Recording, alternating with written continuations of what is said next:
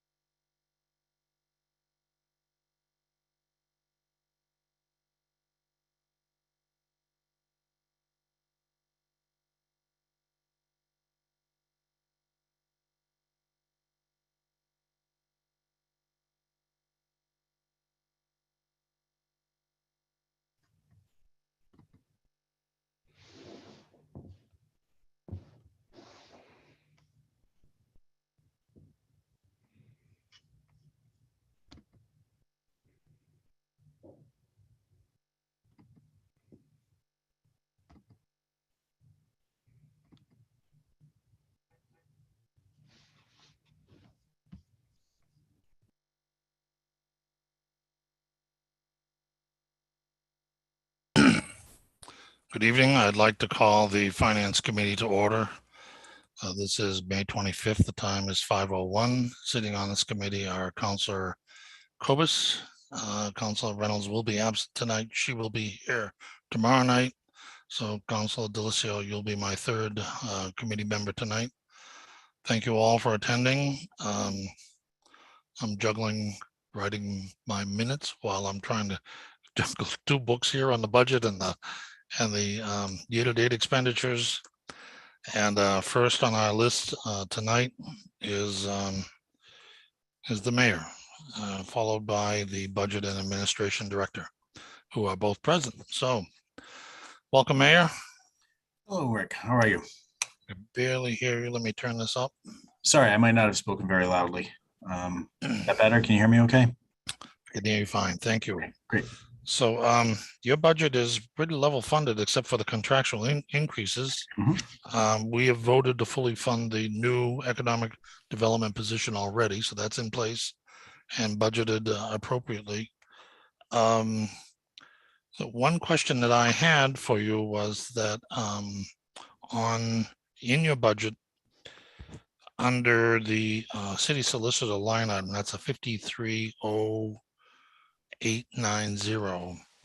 We have we budgeted last year 235,000, and we're probably gonna spend it all by the end of the year. But do you happen to know what that retainer is for Toomey? I think it's $200,000. I thought it was, maybe Jeremy knows better, but I thought it was of that magnitude. Hi, I can jump in. Yeah, it's billed for hours worked. So if you look at the year-to-date budget report, the original budget for fiscal 22, which is the same as it was for fiscal 21, 20, 19, 18, was $200,000. So our original budget is $200,000. Oftentimes we spend less than that. Like in fiscal 21, we only spent 150. So the 35 this year was a one-time move-in. There was some stuff in planning that she had to do. Additional funds for the remainder due to an increase in matters that involved litigation. So we had some kind of outlier stuff this year that brought it up to 235. But I think it's reasonable to do 200 year over year. Like I said, because sometimes we don't even spend that much if it's a normal year, so to speak. So, Jeremy, this has been a discussion in the council for the last 10 years, that if we took all of the city solicitor fees, not only from Murphy Toomey Hain, but also the law firm that Julie uses out in Worcester, the law firm that the treasurer uses, and then I think Owen has his own specialized law firm. There's packages of city legal services all over the place. The question has come up in the past, and I'm going to ask it again: is there any value in consolidating those services into a single firm? No, I would say no, because each of the firms that we retain have their own individualized expertise. They're very specialized, and we hire them because of their specialty. If we were to try and find one firm that handles all that, I don't even know if they would exist. I mean, unless it's some massive firm that, like a super firm that, would probably cost a lot more money. What we have works. It's we hire, who we need for what we need. It's not, we're not losing any money. Each of these firms, like I said, they have their specialty. If we were to get a generalist firm, I think that would be a mistake for the city. I think it would also be even a bigger mistake if we were to just hire one internal city solicitor, have that person here 5 days a week, because that generalist wouldn't have all of the expertise that all these different firms have. The environmental law, the, bond, issues. I mean, they're very, very specialized. So the firm in your budget does not have a monthly retainer, and they don't bill the monthly hours to the monthly retainer? No, we just pay them when we use them, which is every month. There's never a month that passes where we don't, but it's we pay them what we need. Yeah, we pay for hours billed, and we get an itemized bill every month. So spent 0.5 hours on issue A, 0.75 hours on issue B. So if it's a water or wastewater issue, that gets billed to the water and wastewater department. So we have an hourly bill every month, and that's the fee's not the same every month. Right, and that's something you can ask Allison in my office if you want to see how much we're spending on, each of the different law firms. I mean, just reach out to Allison in the office. We have all those invoices because we also have our environmental lawyer. We have our bond. We have several. We have two different labor lawyers. One that is for the entire city government, not schools, but then the entire city government. But then we have one just for fire.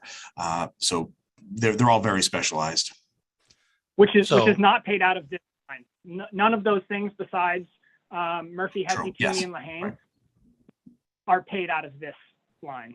Right, correct. Yeah, glad you clarified that, Jeremy. So I understand that the legal demands of the city are very diversified, and I agree with you that you want to pick the highest and best qualified talent for the particular situation that the city needs assistance in. However, I'm sure that there is a hierarchy of seriousness in some of the things that go to the law firms, and that some of the things like legal research could be simply done by a paralegal.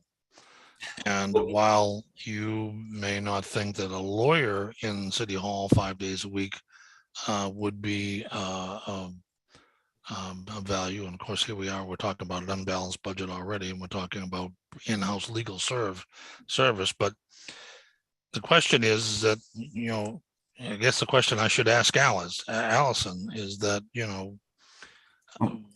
of the questions that go out to legal services, they use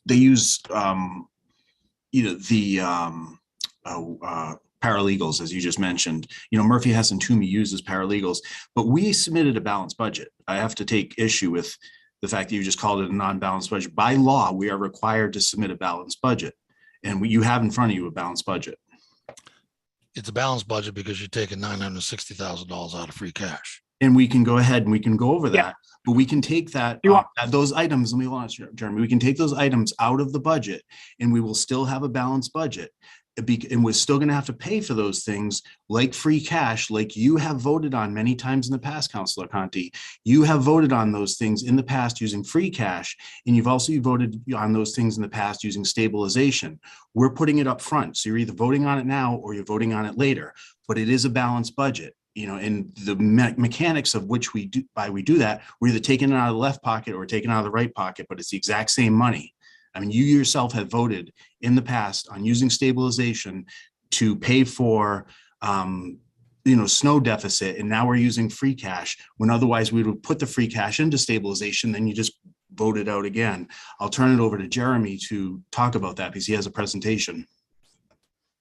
Yeah, I don't want us to we've got a busy night, and I don't know that you want to spend half an hour on legal services. So if you would like, I have a presentation prepared for an explanation of free cash use in the budget. So Councilor Conti, if you would like, I could go into that now. Please do. All right, I'm going to share my screen. All right, can you see my PowerPoint? Yes, nice and clear. Okay, great. I used larger fonts at the request of Jim Jones after the last time I spoke with you all. So, all right. So this is PDF page number 11 of your budget book, numbered page number 1. So this is this is all of the revenue, the $165,660,000 that makes up our general fund. State receipts, indirects, free cash, our 2 types of property tax, and then our new growth. So what I want to focus on is our appropriation from free cash, the $959,157. So we're using that to balance the budget. As the mayor said, we, by law, and have presented you with a balanced budget using one of our revenue sources as free cash. So there are 3 major things that make up this use of free cash. First is the snow deficit. So in years past, we have used stabilization to make up the snow deficit, and then replenished stabilization with free cash afterwards. So like the mayor said, different pocket, same pair of pants. So if we didn't have snow deficit on the fund, on the general fund, on the rate, we would need $249,000 worth of free cash to balance. But then that 710 that we used out of stabilization, we have to put it back later. It would be the same money, but we wouldn't be using free cash to balance. The second thing that is in this budget is pay-as-you-go capital, pay-go capital. So this is stuff that small capital projects that we're not bonding for. This is one-time expenses by nature, and the mayor and I are working to get this as part of the base budget without needing to use free cash. We're almost there, but we're not quite there. So last year was the first year that we had a big number for this there. So if we took this out of the budget, we would come back to you later and ask it from free cash mid-year. It would be the same money, but we wouldn't be using free cash to balance. And then last is our contribution to stabilization, which I'll go into more on the next slide. In this base budget, we have an original budget of a contribution to stabilization of $400,000. If we took that out, we'd have a $650,000 and everything else out. We'd have a $650,000 surplus in the general fund. We would then request that money from free cash later on, and it would be the same amount of money, but we wouldn't be using free cash to balance the budget. These are all things we routinely use free cash for. We had enough space within the budget to put this $1.6 million worth of expenses and use $959,000 worth of free cash to pay for it. You can see here on contributions to stabilization. So I took back to fiscal 2017. So 2017 through 2021, the original budget approved by the municipal council, submitted by the mayor and approved by the municipal council, did not have an original budget with a contribution to stabilization. That meant our balanced budget was not contributing to our rainy day fund. 2022, we put $300,000 in there as an original budget. 2023, we're asking for $400,000. You can see as you go back, these transfers in, you see all my asterisks, and that's why I didn't go back any further, because there's so much noise in the analysis. The first three are pretty easy. We contributed $400,000 three times to stabilization as a $1.2 million free cash contribution to the AHS project. So when I controlled for that, that's when we get to the contribution net special uses on the right-hand side. So in fiscal 2022, we added the $300,000. We came back and asked for another $500,000, which you approved. So once you control for the $400,000 for AHS contribution, we contributed $800,000 of new unearmarked money to the stabilization. And as you go back, tick through 2021 all the way back to 2017, we were down at $282. So we're presenting you a budget with $400,000 in an original budget and contribution to stabilization. You can see all these prior years, 2021 through 2017, we ended up contributing to stabilization, but it was with mid-year free cash transfers. We have the free cash available now, and we're using it to assure the fact that it's going to be in our original budget. You can see the asterisks 2, 3, and 4, snow deficit, winter storms, capital projects at the school, snow deficit, snow deficit. So this is all stuff that we're paying for with free cash on this regular budget, when typically we would tinker with stabilization. And you can see these year-end balances are all over the place for stabilization. So when we go to bond rating agencies and they say, what are your available reserves as a percentage of your expenditures in a given year? They look at these numbers as of fiscal year end. They're only going to look at audited financials. They're not going to look at our current year books or my tracking sheets or anything like that. They look at our audited financials. So our numbers are all over the map because we're tinkering with it on the back end of a fiscal year to balance a snow deficit and then repaying it later, when paying with free cash requires one less vote and it provides much clearer year over year stabilization analysis. So you can see here from 6/30/2021 to, this was from the budget, so 5/17/2022, we essentially have the same in stabilization because we took out the $1.2 million for the AHS contribution, but this year we put in a brand new $1.2 million, so we're about even. But that 5.6, 4.9 included, $400,000 and $800,000 for the AHS contribution. So if we continue the way this budget is presented, using free cash to do snow deficit and capital, stabilization is somewhat new, but snow deficit and capital, we'll have a better year-over-year comparison here. And funding snow deficit with free cash, we've done the last 3 fiscal years. This will be the 4th consecutive fiscal year. My predecessor's final budget and now my first, second, and third budgets have approached it this way. So the council seen this and has voted for this before.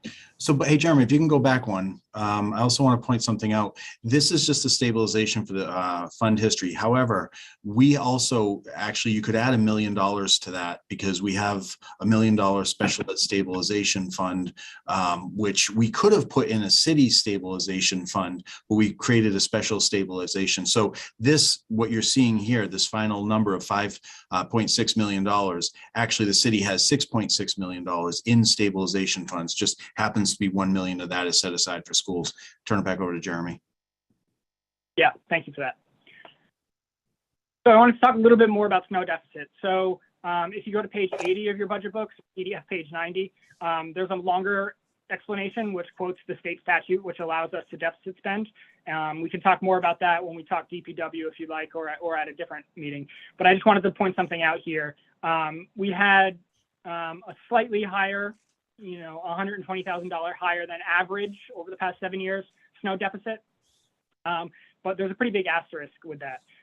In the January 28th, 29th storm, we had over 20 inches, or approximately 20 inches of snow in those 2 days. It's been a federally declared emergency.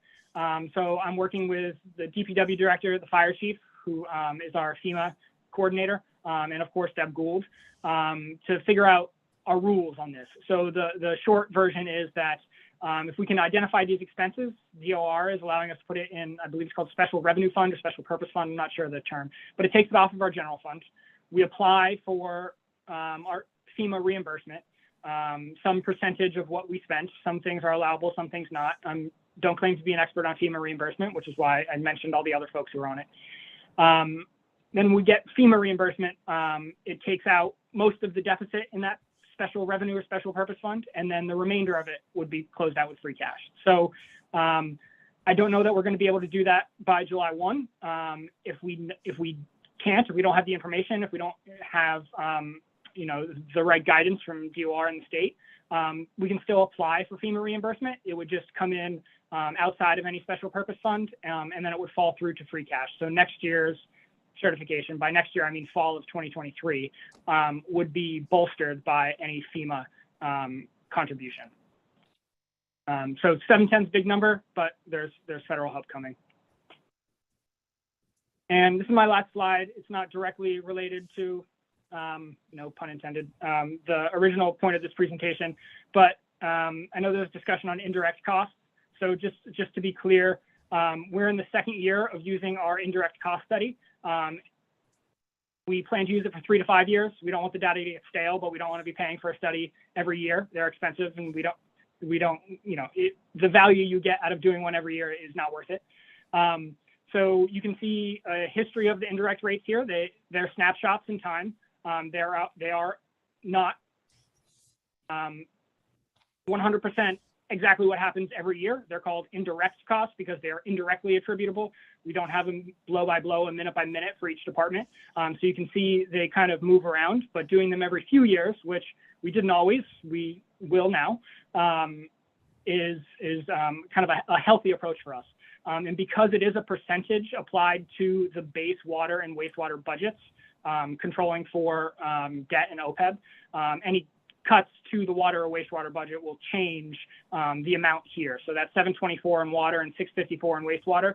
If the base budget for either of those enterprise funds gets cut, the indirect costs that come to the general fund will also get cut, and then we'll need to come up with that difference elsewhere on the general fund. So that's all I have. I'm happy to take questions about these things in particular, but again, this is not a novel approach to the city. This will be the 4th straight year we've done this. So I welcome your questions. And if I may just add one last point, I mean, if we took these things out of the budget, we would just, instead of asking for a vote in the budget, we would just be asking for an individual vote using the exact same money, but through a communication down to the council. It's no different. And, so we could take these things out of the budget, still be balanced, and we'd still be paying for them the exact same way. We just happened to put them in the budget, but we didn't have to. So happy to take questions. Councilor DeSimone. Thank you, Chair Conti. Thank you, Jeremy and Mayor, for your presentation. I have a question about the snow removal budget. I had reached out to the auditor. I understand that we've been setting the 97.5 since at least 2014, and prior to that, it was about 77,000 for the preceding 10 years.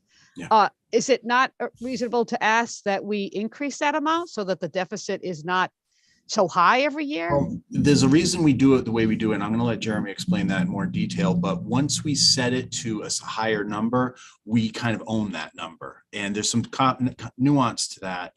But it makes sense for us to actually keep it low so we don't own a higher number. Because Jeremy, do you want to explain that?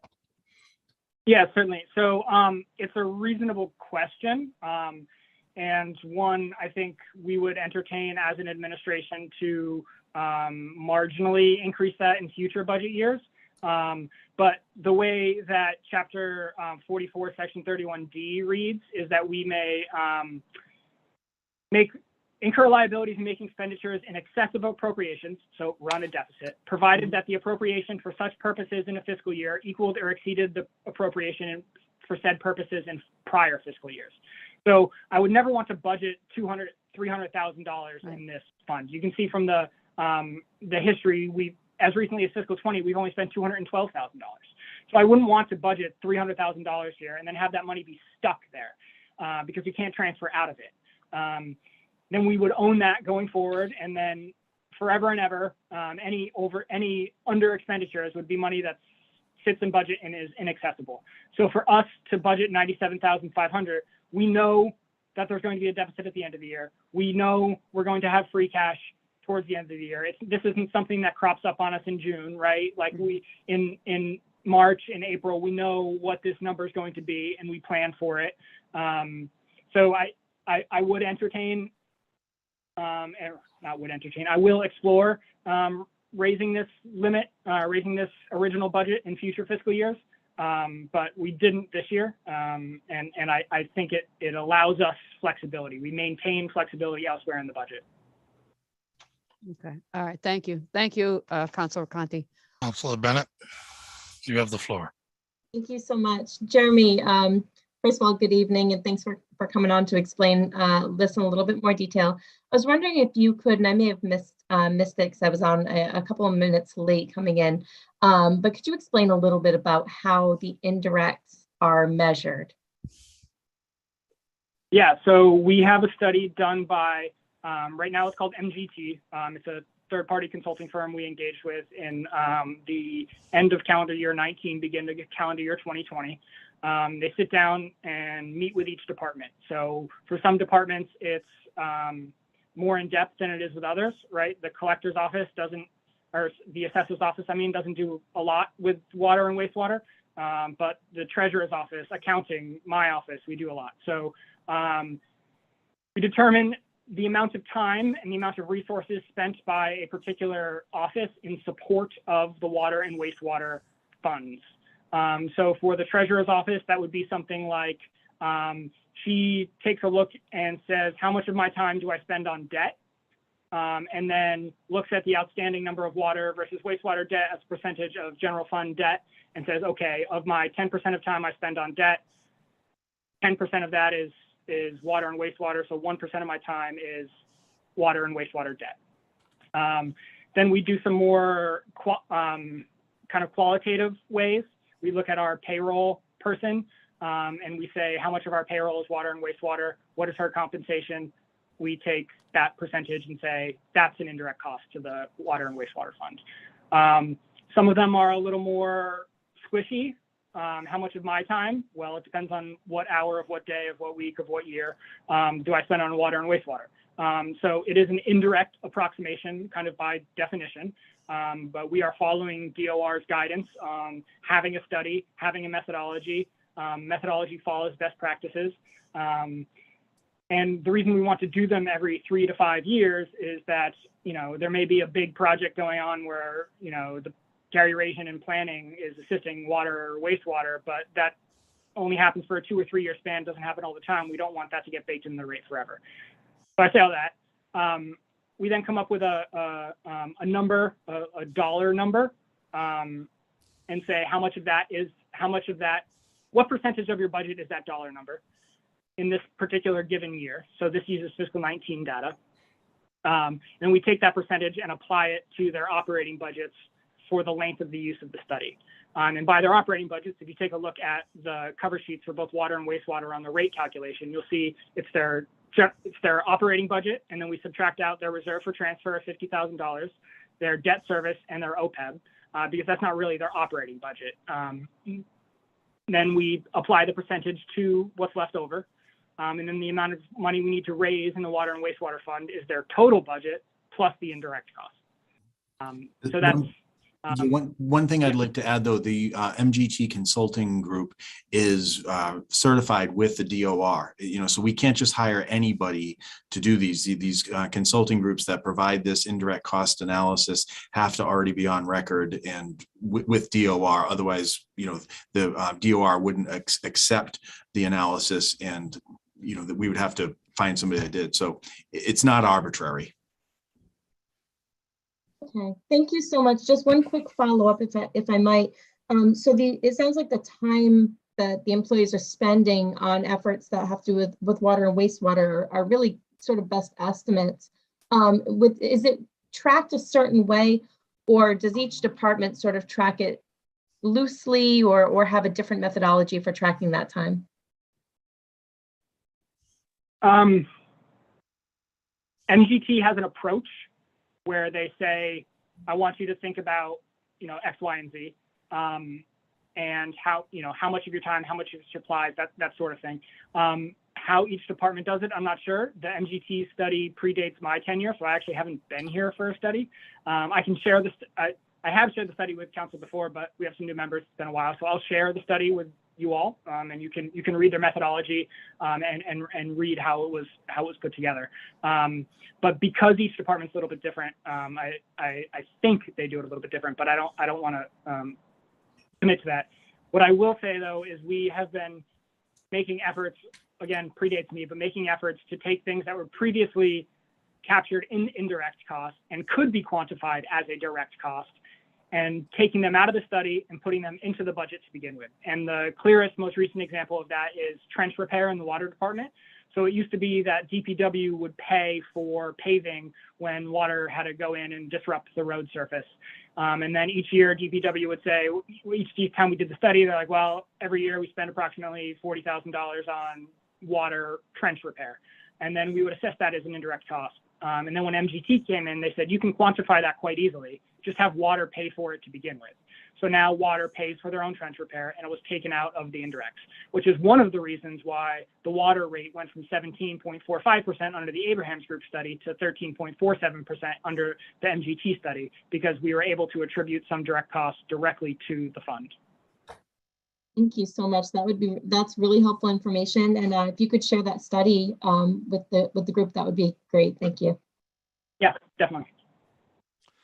So Jeremy, I want to go back to the beginning. The reality is that the income coming in from all revenue sources is less than the expenses that the city is obligated in the new budget. Am I correct? No, the budgeted anticipated revenues absent free cash. So the budgeted revenues absent free cash are less than the. I can't hear you, Jeremy. Jeremy, you got to talk louder. I can't hear you. So the budgeted anticipated revenues absent free cash are in fact less than the budgeted anticipated expenditures. What we don't know is what state revenue will ultimately end up being. We don't have a final budget for that. And the local receipts, and I can go into this at a different presentation. I don't have it here tonight, but I'm happy to do a deep dive into local receipts. Local receipts are conservatively budgeted. They need to be certified by DOR as a reasonable expectation, and any derivation from 4% of our previous year budget or previous year actuals needs to be explained to their satisfaction. So we are incentivized by the state to keep them conservative. So when you see free cash certified next year at the end of calendar year 2023, that will tell you if our revenues outpaced our expenditures. And they will, because we underspend on some categories. We conservatively estimate in other categories. We have one-time stuff that we did or didn't know about. So it is I don't think it is fair to say that our expenditures are outpacing our revenues.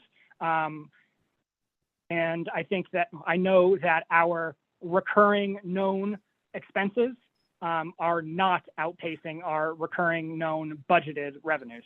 If I can just add to that, just the mere fact that we are able to add to stabilization every year and several times a year is evidence that our expenses are in line with our revenues. But we're actually taking in more, and we continue to add to stabilization. If we were not able to do that, if we were not able to add to, if we didn't have extra money, we wouldn't be adding to stabilization. Well, the extra money is coming from your free cash. Your free cash is coming from your conservative estimates of your income, and consistently revenues outpacing your conservative estimates. Which is a good thing. Well, yeah, that's the way the city has been budgeting since I began paying attention. But in my budget book, I'm seeing income at one level, expenses at another level, and a $960,000 difference. And I'm thinking that the income is either being too conservatively estimated, or the income is not growing as fast as the expenses are. So when you see $959,000 worth of free cash, that is considered a one-time revenue source. That is not money that's going to happen again. That is money that we have on hand, and it is a one-time revenue source. The slide that I have up right now, the bottom two are by definition one-time expenditures. We can do neither of those things and the city would still operate. It wouldn't be, it's not the way I want to operate as a city, but there would not be services of the city that were cut should we not have those. I think it's sound financial planning to be able to have those and to be able to have them within, if we can have one-time expenditures within our recurring revenues, that's fantastic. And that's something we're really working towards. And I think this slide shows a lot of that, right? We have 959,000. Jeremy, let me interrupt you. What do you mean by one-time expenses? What are you talking about? So pay-go capital, that $500,000. This previous fiscal year when we did that, we bought mowers, we bought pickup trucks, we did fire department roofs, we did, stuff that we are not going to do every year. That is a one-time expenditure. Contribution to stabilization, we make that contribution and it's in stabilization and we don't touch that money until we get to our rainy day fund, until we get to a rainy day need. And should the city, be pressed for revenues next year, say the state cuts aid, say the state has a terrible revenue year, which they're on the opposite side of, the state's having a wonderful revenue year. We could cut our contribution to stabilization, which would keep our reserves level. It wouldn't add to our reserves, but no city services would be impacted. So those are one-time expenditures that are solid financial planning, but they're not a recurring, contractual obligations every year of the city. Just the same as they were in last year's budget and the 2 years before that. And the years before. But we've actually moved some things into the budget that we were previously paying for with debt, like the police cruisers, for example. And, there's things that, that's an okay use to move that into the budget. This $500,000, the less pay-go that Jeremy's talking about, ideally, over the course of time, we'd like to build that into the budget, so but let me go back to the point that you made earlier.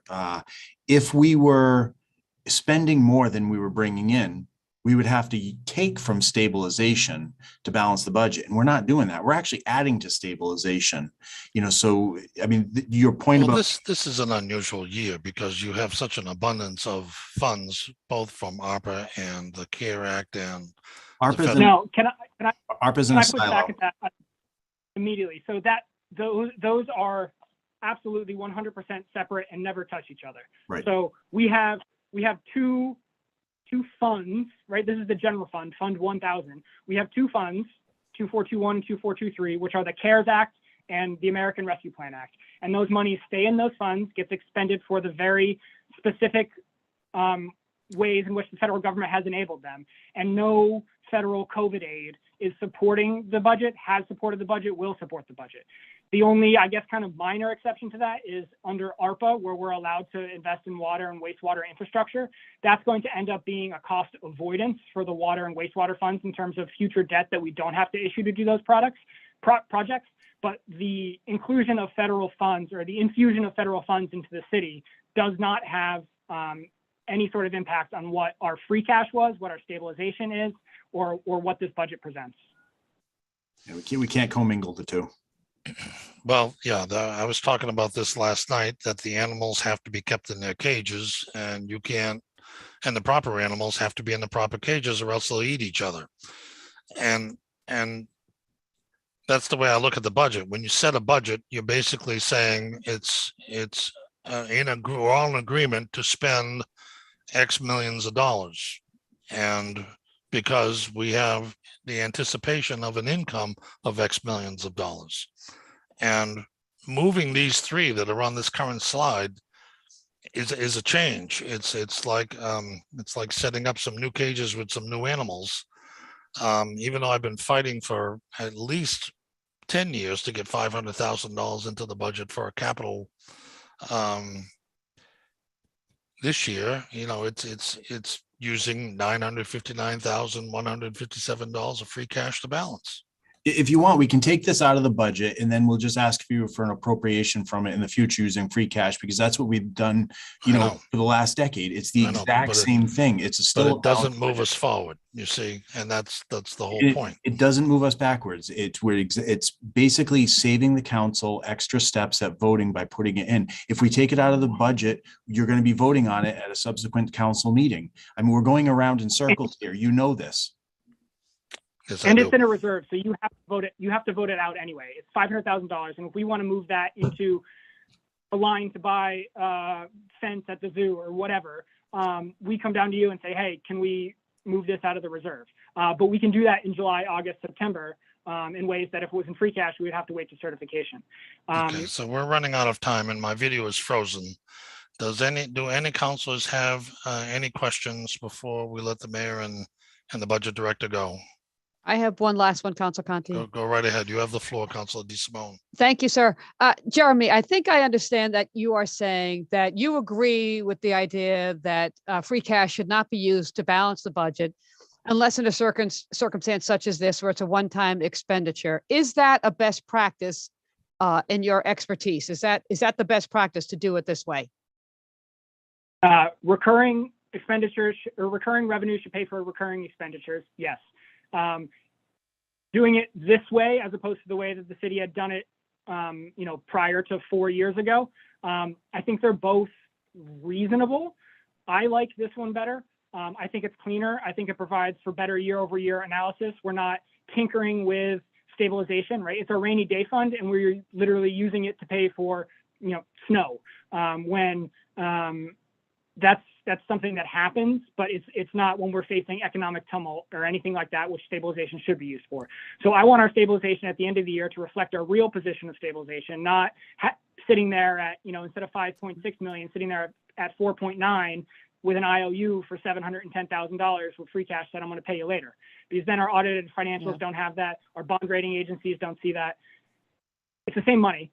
Right. But yes, I think this is both the cleanest, most straightforward, and both the cleanest and most straightforward practice to balancing our budget. Yes. All right. Thank you, Jeremy. Thank you, Chair Conti.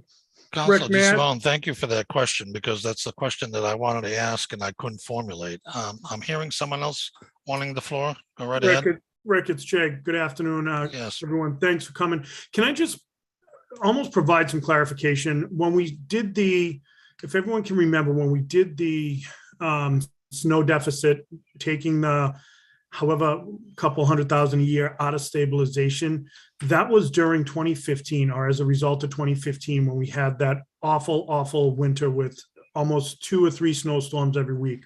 And I think it's important, and Jeremy, correct me if I'm wrong here, but snow is one of the only areas by law where we can deficit spend. It's the only area. Yes, that's correct. And the 2015 deficit the city repaid over both calendar years 26 or fiscal years 2016 and 2017. So if you look at this last asterisk here, in fiscal 2017, there were free cash transfers into stabilization to pay back for both the 15 and the 16 snow deficit.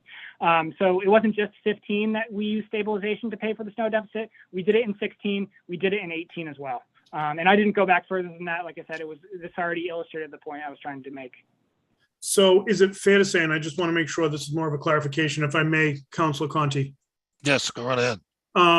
when we deficit spend for the snow and we budget it, whether it's coming out of free cash or stabilization at any point, correct? Because it's really the only sources it can come out of. Essentially, yeah. Reasonably, yes. So where it's winter and it's hard to pinpoint, we might have, if you remember fiscal 18 Storm Riley, I think came in March. And it was relatively calm winter up until then. And that's when we start looking at that snow budget.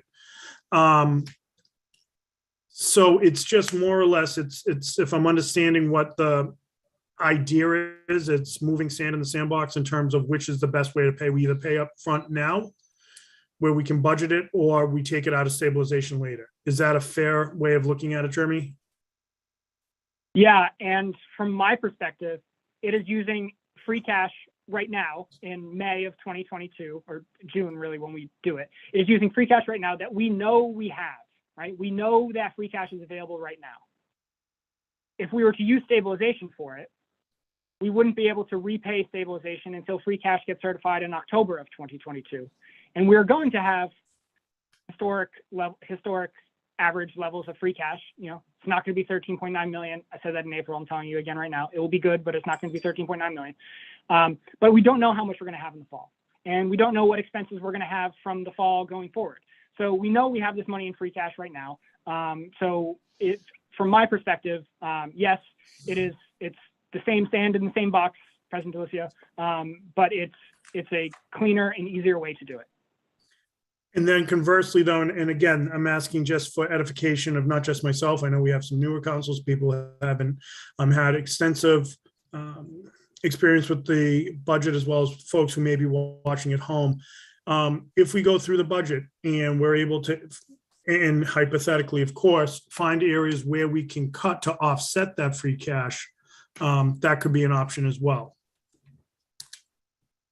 Yeah, so the way your role works is you approve line items and you can cut from them, and then you vote to use free cash to then balance that budget, which is on an expectation of the local receipts that I presented.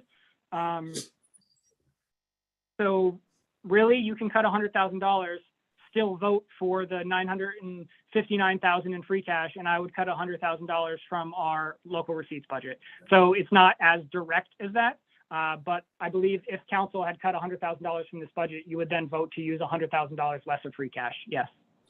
And Council Conti, may I ask a separate question? Please do. You have the floor. Thank you.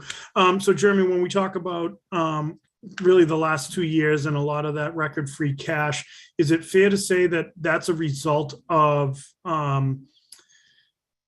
give backs and paybacks from services not rendered due to the Corona-19 and COVID-19 rather pandemic that we went through, where we budgeted for items that did not end up getting used, or not the full amount was used, which ended up coming back as free cash? Yeah, in part, that was a piece of it, right? We had training budgets, professional development budgets, travel budgets that we never spent. We weren't, as this body's aware, we had no idea what state revenue or local receipt revenue was going to look like. So we didn't do some other projects, and we held on to some stuff.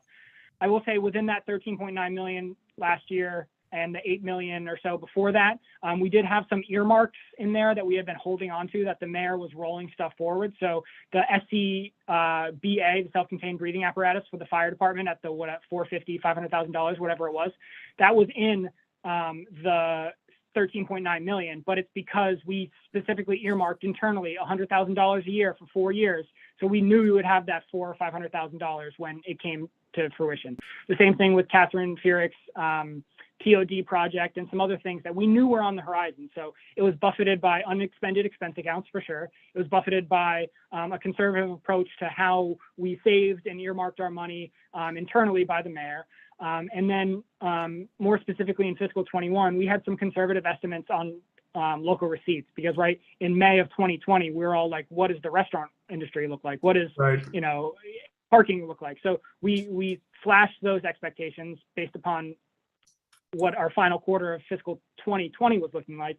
And then those really outperformed what we expected. So it was both our kind of conservative approach to revenues in an uncertain world. It was our curtailing of expenditures that either in an uncertain world or stuff that just wasn't happening. And it was the accumulation of savings for a number of projects over a number of years. And my last question, and then I'm done, I mean it. So the hope, I think, and correct me anyone, Rick, Paul, Jeremy, is that fiscal 23 will be the most normal year that we've had really since fiscal 20. But we still don't know what residuals as we emerge from the pandemic we're going to face. So my editorial comment, Rick, if I may, that's why I'd like to do everything we can to continue to protect the free cash. But thank you for the opportunity and thank you for the leeway. And Councilor Conti, I have a couple questions. I don't know if you can see video yet. No, my video's frozen. Todd, did you want the floor? If you don't mind, yes, please. Go right ahead. So I have a comment and then two questions. First and foremost, the budget book in the format and the descriptions are phenomenal again, and I love the improvements that have come along since you joined, Jeremy. And also in reading that, I saw the AA bond rating came in. Congratulations on that. Is that a change or sustainment from the past? That was that's the same. We've been AA plus for AA for the last number of years. So we were affirmed. One of the comments that we get, if you can go out and read the S&P report, it's on the treasurer's page on our website, are unfunded OPEB liabilities. So that's something we started to delve a little bit into when I talked to you all in April, and our relatively low position of reserves as a percentage of our expenditures. So when I was in the bond rating world, we would routinely see double-digit percentages of expenditures as reserves, and we don't have that level. So that's something that the bond rating agencies get on us about, but we've got a strong economic underpinning, and we have consistent positive performance relative to budget. So we've been AA stable for quite some time. That's awesome. And then the other thing with regard to using free cash to stabilize for the next fiscal year's budget. Couple questions on that. First of all, are there other communities that do that you're aware of, or are we an anomaly? And the second thing, with the snow budget or the spending for snow, can you transfer that money to somewhere else? Say all of a sudden, like global warming, there's no snow next year, but we put $710,000 into it. Does that stay for the next year, or can you transfer that out? And what's required for approvals to transfer that money? So if we put $710,000 in, and then, we spend $700, then the next year, in order to be able to deficit spend at all, we need to put another $710,000 in there. So that gets to the crux of your question: can you move it? So I'd have to read the statute a little bit more. I have been on the operating assumption that you could not, that was one of the restricted appropriations, because otherwise people would tinker with it all the time, right? You budget $1 million, you only spend $200,000, you transfer out the other $800,000. Next year you can budget $200,000, and you say to DOR, hey, we're level budgeted. So that's a great question for me to have Deb Gould, since it's more her world in terms of the chart of accounts and the DOR rules, and she's been doing this a lot better, a lot longer. So I will have that conversation with her to get some clarity for you, but it's a good question. Generally Yeah. speaking, the understanding is no, we can't transfer that. Once we budget for that, we own it and we can't transfer it out. And that's why we have historically budgeted for conservative amount. I'm sorry. Very small amounts, I should say, not conservative, very small amounts for snow deficit. It's a safe practice so that money doesn't get tied up anywhere else. Perfect. And then the other part of that was, are there other communities that in Massachusetts that follow this practice, or?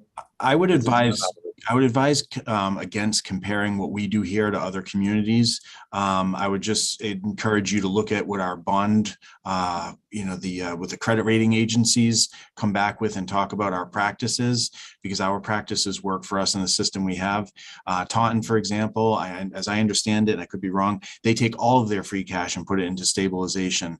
And, it's just, I don't like comparing one community to another on something like this, but don't take my word for it. Look at the, look at what our credit rating agencies come back and say are our practices, and if they're best practices or not, if they're good practices or acceptable practices, or if there's something we should improve on. This is not something that they have said we should improve on. Okay. But are you aware of any other communities that do this? Yes, I can. I would give the same caveat of, apples and oranges a little bit, but in terms of a concept and an approach, yes, there are other communities that do this. I can get you a short list. I know my former community on the municipal side did this.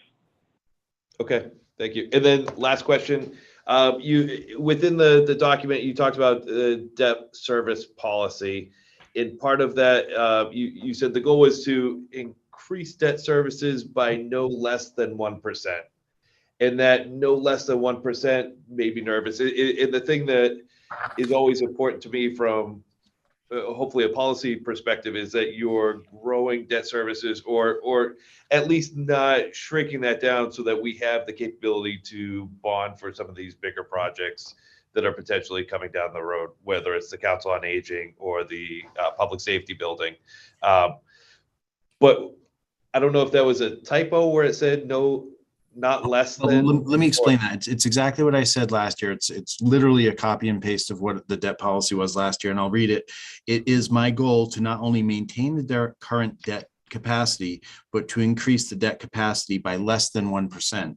So that's 1% of our operating budget. And what we're talking about there is the ability to use debt to pay for large projects.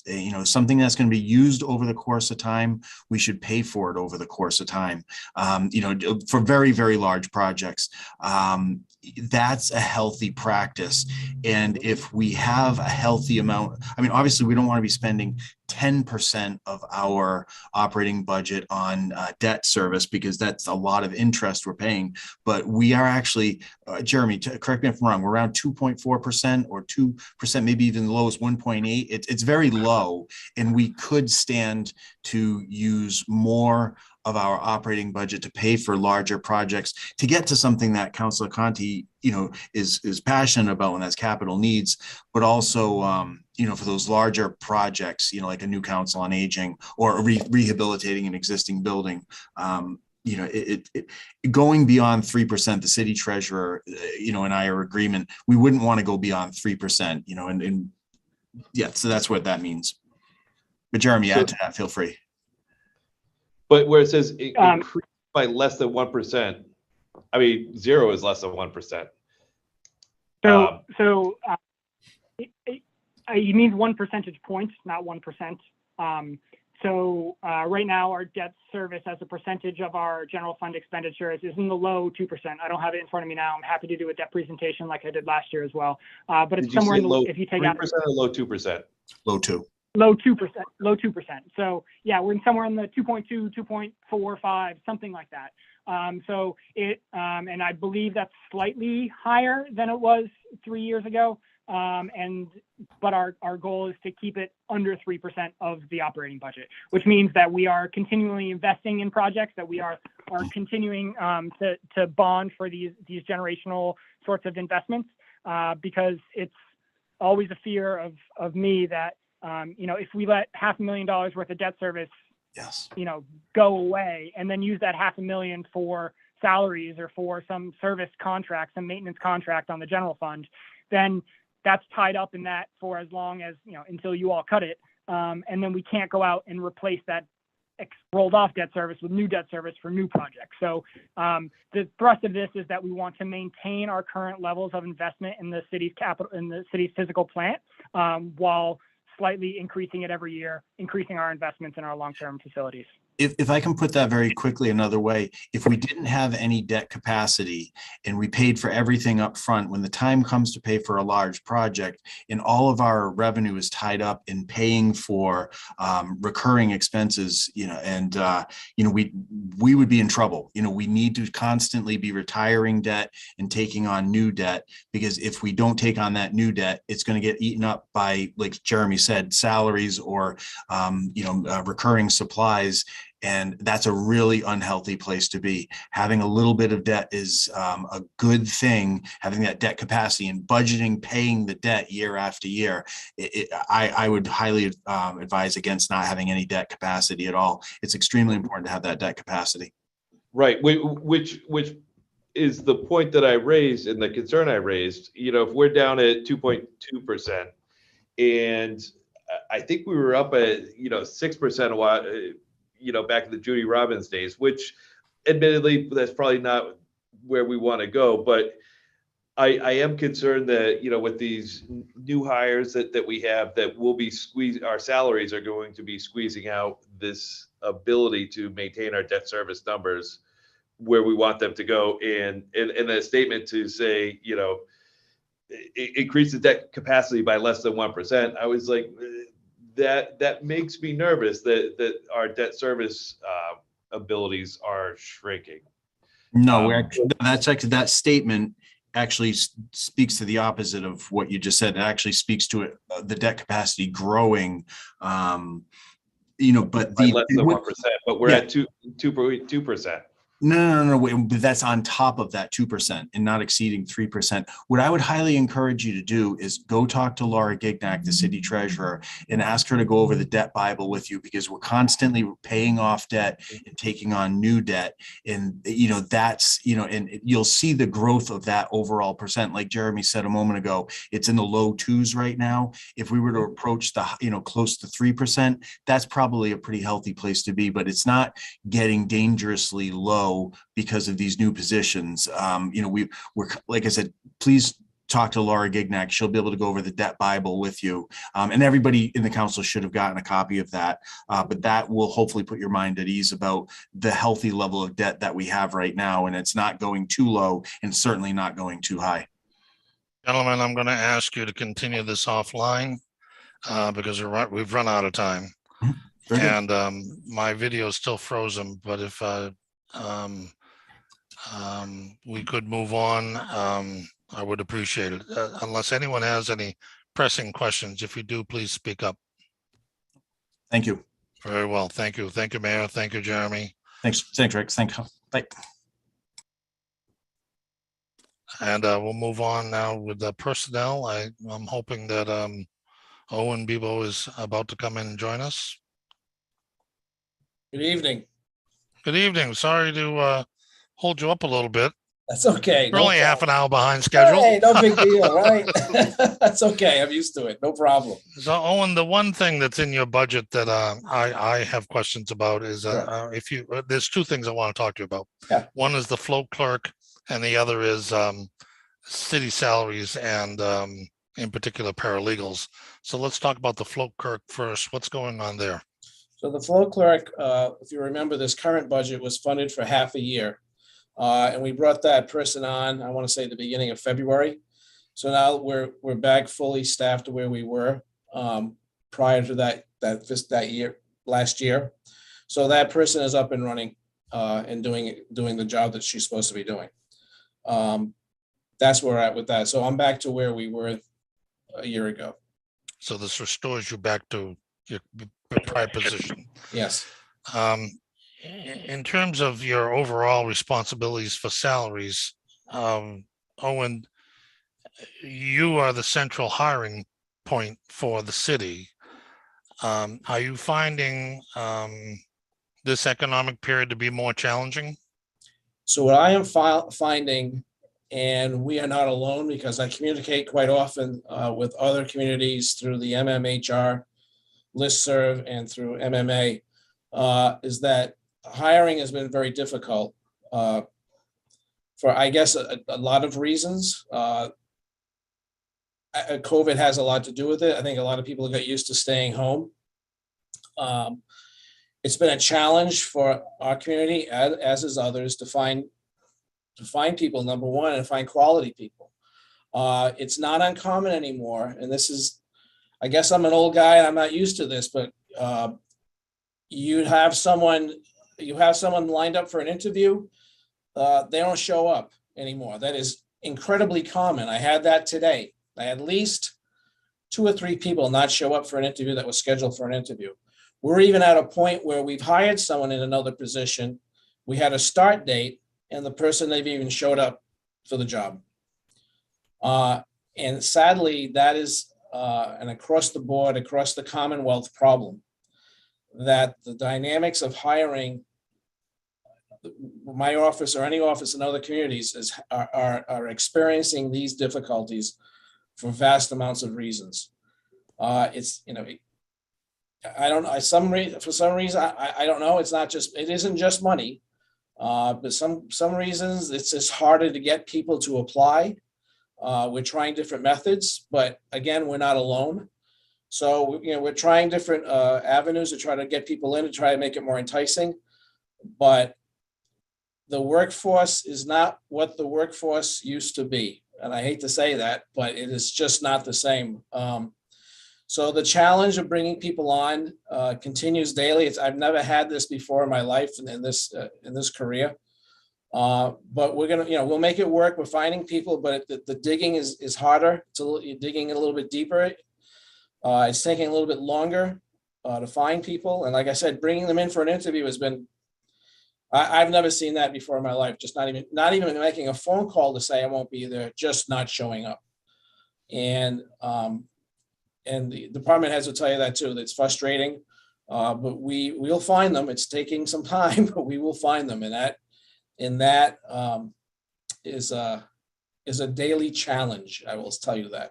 A daily So let's challenge. bring the conversation around to specifically paralegals. Sure. I'm sorry, paramedics for the fire department. We'll be Yep. talking to the chief later on, but you and I have had a conversation that we're in a position where we can't sustain.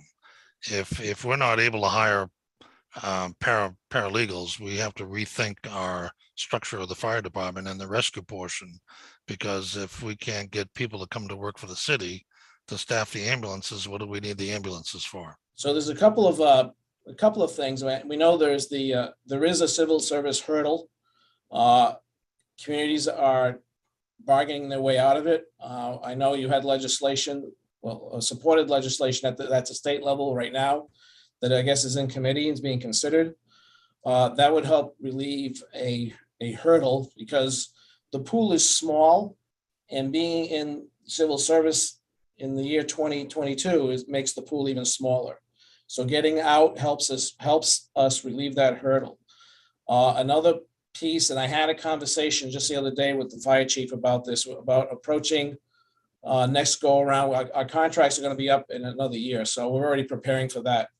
How to approach that to make it more appealing to paramedics, EMTs, et cetera, and placing them at certain levels. But I'm going to get more into that with the chief, and hopefully something like that will work. So we're going to try different things, Counselor, to try to make to try to be competitive.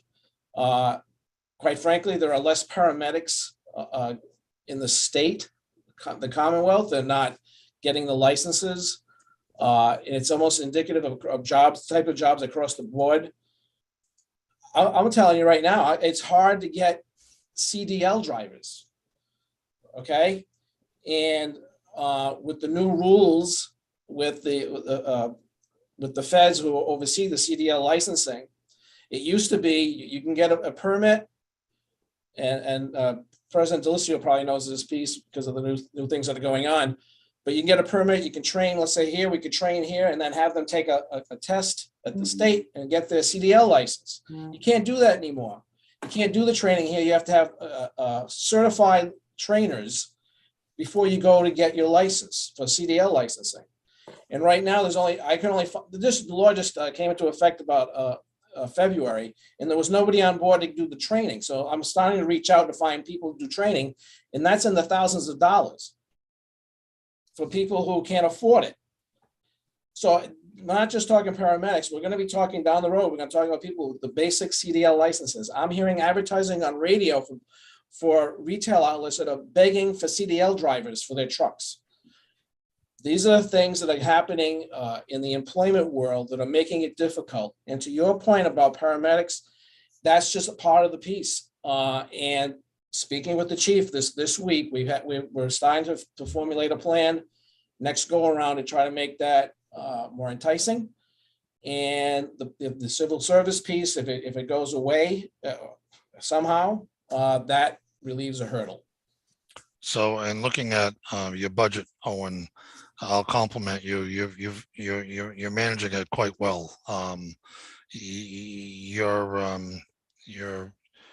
budget is at 92% the last time he ran the numbers, and I'm sure you're going to be doing fine through the rest of the year. Do any councilors have any questions for the personnel director? Councilor Delicio, you have the floor. Thank you, Owen. Yeah, I totally hear what you're saying about hiring people, getting them to interview, the quality of candidates. It's tough. Getting them through the door is one thing, right? That's one challenge. Mm-hmm. What's being done to ensure that once they're here, that we're retaining them? I know it's a challenge, especially with public safety. Yep, very. Because now is what we're seeing is other departments are like trying to recruit out of other departments. It's everyone's trying to grab other people. It's almost like free agency in sports. It's right. It's a new world. Keeping people in, we're trying to make it, first of all, we always try to promote from within. So if people know they have a chance to move up the ladder, I would think that's enticing. If they stay here, they're going to be able to move up, make more money, have a more responsibility. So we always try to promote from within. And now with the problem with public service, trying to pick other people out of the departments, again, we're trying to, again, with the chief, both chiefs help to try to make the departments more enticing to be in. And if they're more enticing to stay here, then they won't jump ship. But it's a daily challenge to try to figure this out. It's very competitive. Yeah. And even then it's still difficult. Yeah, because if I may, Councilor Conti, you have the floor. Great sports analogy. And I just want to ensure that, we're the Red Sox and not the Woo Sox. Absolutely. We want to make sure that we're not the training ground for other departments that are coming in. And one thing for the councilors who've been here for some time, we had a conservation agent who took full advantage of a lot of the trainings that were available. And as soon as the trainings were done, this individual left us holding the bag for all the training. So right. Glad to hear that we're getting ready and ramping up for negotiations. I'd like to see this addressed in some capacity. So thank you. So I appreciate the question. We're starting to do some brainstorming now. We know the challenges. We know the challenges that are coming up. It hasn't been. It's very frustrating, and it's a whole new world out there. We're going to be prepared for it. Yeah, if I could ask just one more question, Rick. Sure, go right ahead. And I don't know if this would be better for Jeremy or for Owen or even Scott LaChance. I know there's been communications going around. The council may have received some regarding hazard pay for the firefighters. Is that something that has been discussed? Can we figure out? Because I know other communities have taken that up. So the fire department previously had a hazardous duty stipend, and in the previous collective bargaining, at their request, it has been rolled into their base salary. So now a COLA gets applied to it every year. So the fire department is continuing to be compensated for that, actually at a higher level, because now that the COLA is applied rather than a flat stipend. So yes, they do get that pay. Okay. And that was prior to COVID or during COVID? It was during that negotiations, this last negotiation, it was during that time. Okay.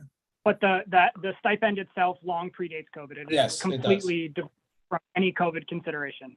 Right. If you're asking about the premium pay within the American Rescue Plan Act, the administration is not pursuing premium pay at all. The equity issues surrounding it are far too vast. It applies to both public, private sector, folks who live in Attleboro but work elsewhere. We would suck up our budget in a minute on the American Rescue Plan Act if we try to do premium pay. So rather than either play favorites or look like we're playing favorites, there has been absolutely no movement forward, nor will there be, on using American Rescue Plan Act for premium pay. Thank you for that clarification. All set? All set. Thank you. Does anyone else have any questions for the personnel director? I'm not seeing any. Let me scroll here and see. Okay, I don't see any hands. Owen, thank you so much. No problem, anytime. Well, we'll be talking again shortly. I'm here.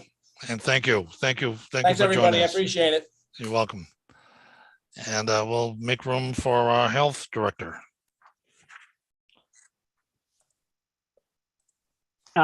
So are we speaking with clerk at all? I'm sorry? So at least on the schedule that I have, the next person up was the city clerk. The city clerk opted out. I have the health director next. Let's see who's in the waiting room. So we are looking for Dr. Christopher Quinn, who is our health officer. He is not the health agent. The health agent, Jessica Horsman, her last day with the city is tomorrow. So she is not here tonight. We'll have Dr. Christopher Quinn, our health officer. And then we also have, I believe, I can't see the waiting room either, who's viewing, but Cheryl Perry, our solid waste manager. So Jim, if you see Cheryl Perry or Christopher Quinn, if you can bring those in, that would be great.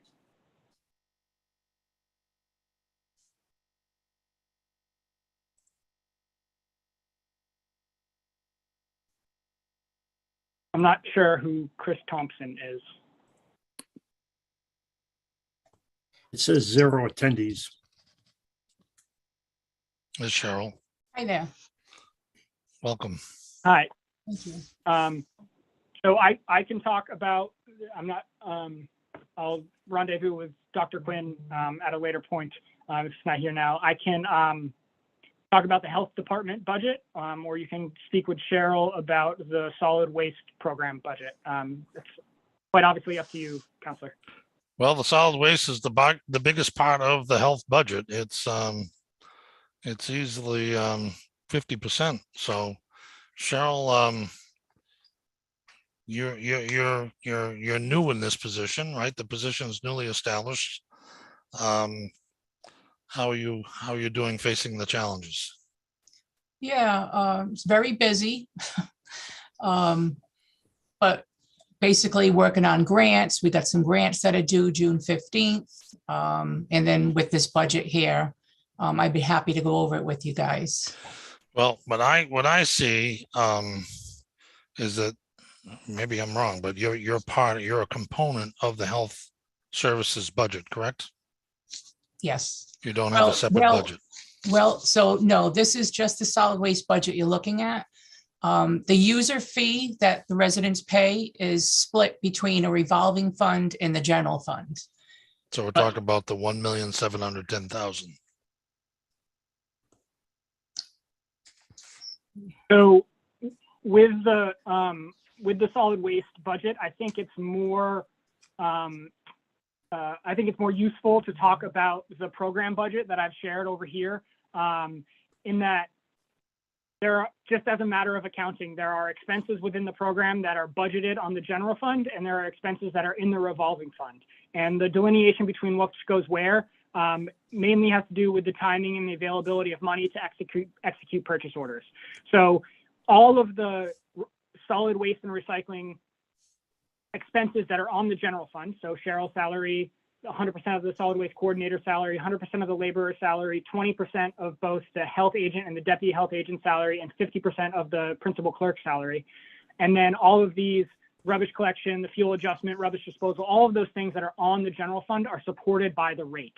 So if we if the rules were different for revolving funds and we can put all of the expenses within the revolving fund, there would be no general fund expenses. So just make sure everyone on council is thinking of it the same way. Any general fund expense related to the solid waste removal program is supported by the solid waste fee, 1-to-1.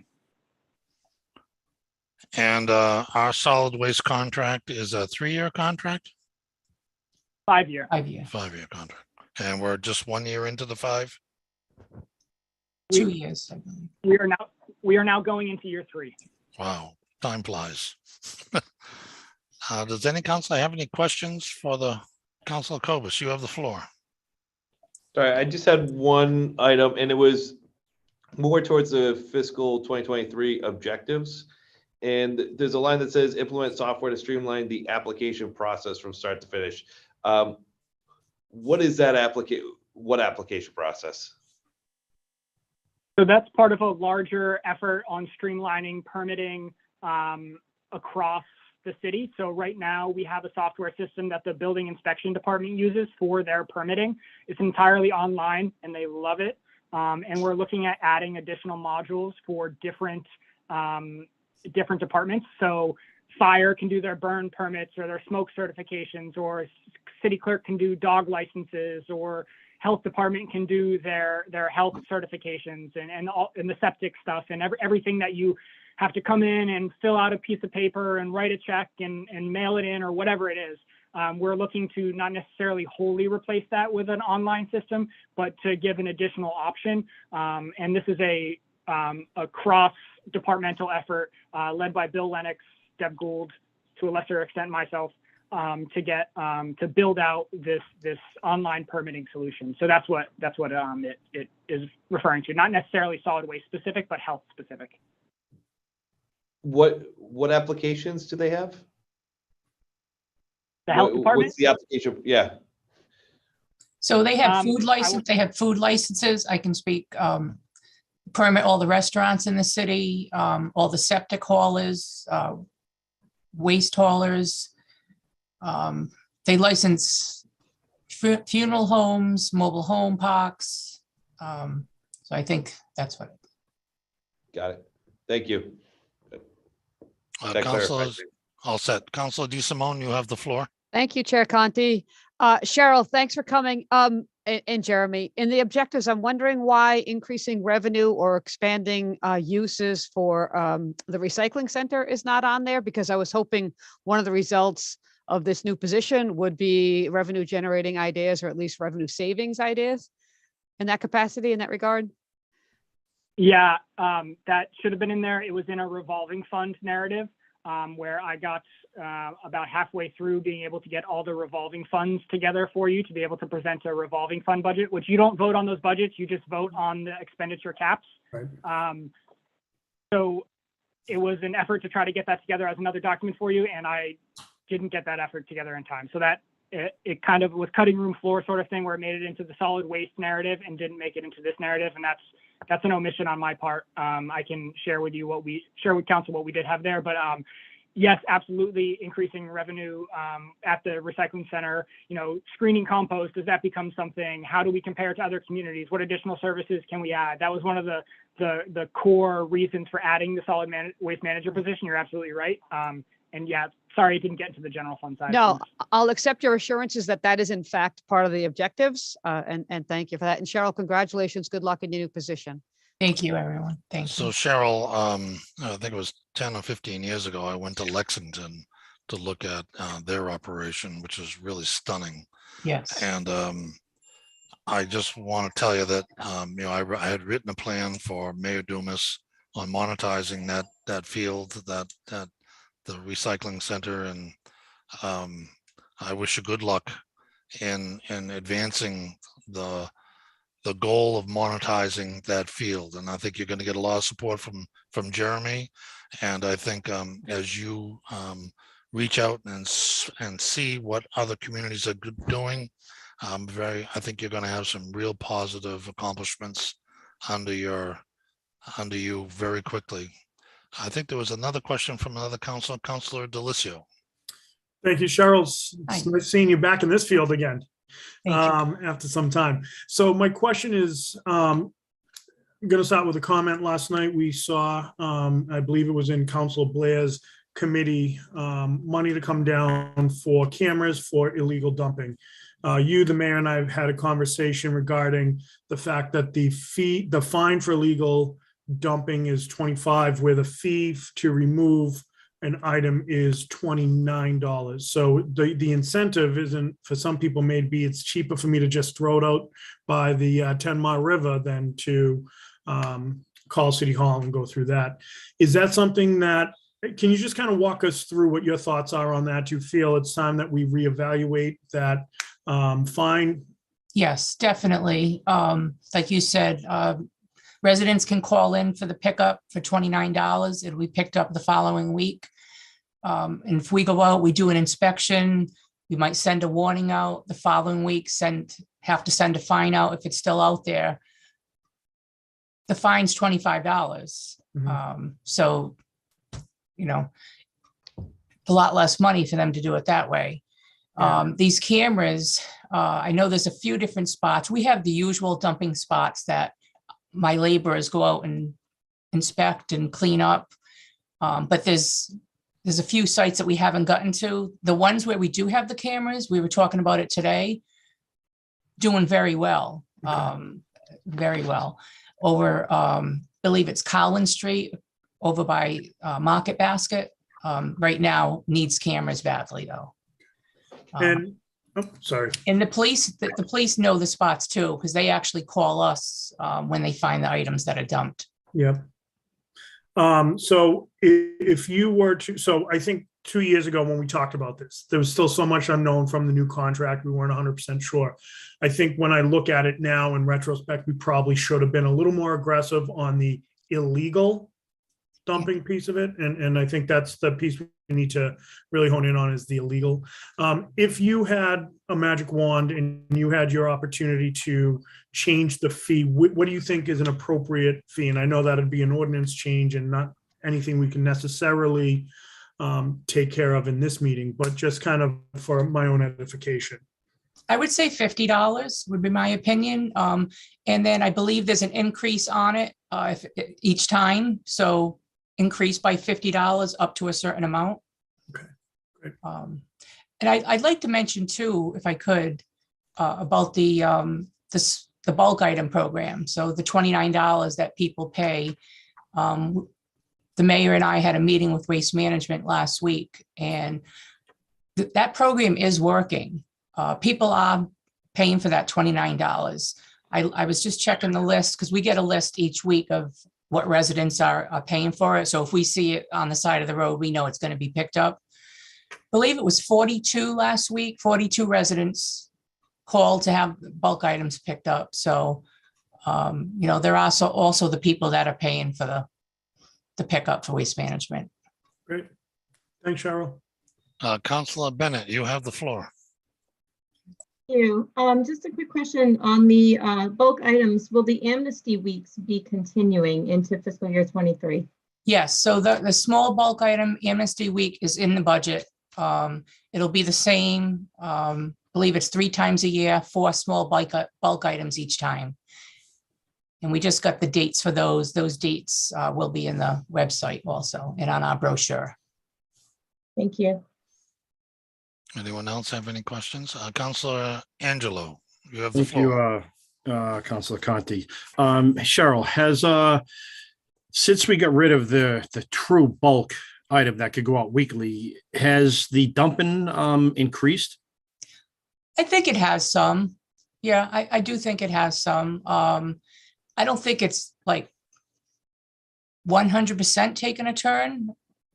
If you drive around, you'll see some here and there. And, you know, we have the RDP person from our grant who goes out and rides around, and we send a letter, we notify the owner, they need to contact Waste Management or they'll be fined. I really wouldn't say it's that much more though. Yeah, I mean, I know even personally, I had 2 massive chairs dropped in front of my house. And I've heard many complaints from other citizens complaining about that. And I don't know, my wishes and many others would like to see that program installed back in, but I know that's something altogether different than what we're dealing with right here. I think at this time, yeah, it's not in the budget here for next year. Does anyone else have any questions for our solid waste manager? Jeremy, you have the floor. Yes, thank you. I just wanted to make a comment about the solid waste budget, a change this year that we haven't had before. I didn't want to keep my screen up that entire time. So I'm going to reshare here with where I'm highlighting this, where it says recycling credit. So each year we say how many recycling tons we think we're going to have and how much we're going to have to pay for it. Previously, that has been as low as $15 a year, and then the recycling markets went nuts 3 years ago. So in fiscal 22, which is right over here, we budgeted 3,441 tons at $92.25. So what we did on this line here was we said, all right, our experience is July through March. How many tons, if we just did a pro rata, divide our budget by 12 and say that's our budgeted monthly tons. And then we said, what was our actual experience? How many tons, what did we pay per ton, and what was our total recycling cost?